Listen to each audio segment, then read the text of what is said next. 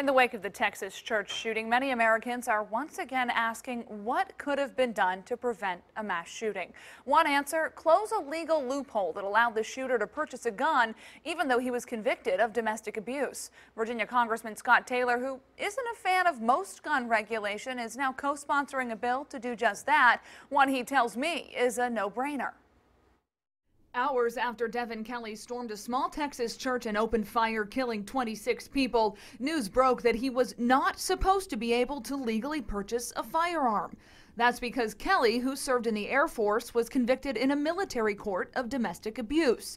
But the Air Force failed to report his name to a federal background check system that would have prevented him from buying a gun. It's important that reporting take place. Congressman Scott Taylor is co-sponsoring a bill that would tighten the rules on military courts. Federal law requires anyone, military or civilian, convicted of domestic violence to be reported to that federal background check system.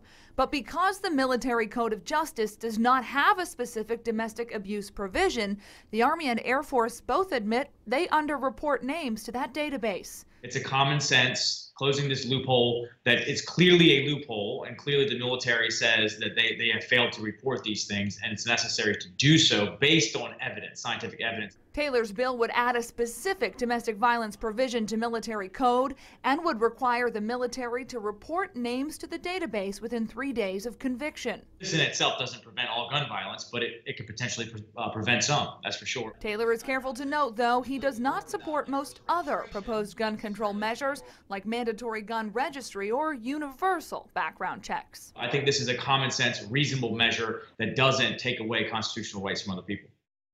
Taylor's bill mirrors one also proposed in the Senate. He tells me he anticipates overwhelming support. Meanwhile, the shooting in Texas has prompted others in Congress to take action on gun control. Today, a bipartisan group of senators announced legislation that would improve background checks for gun sales.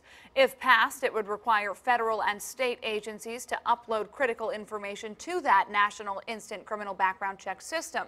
That includes criminal and mental health records. The plan rewards agencies for complying and penalizes them when they don't.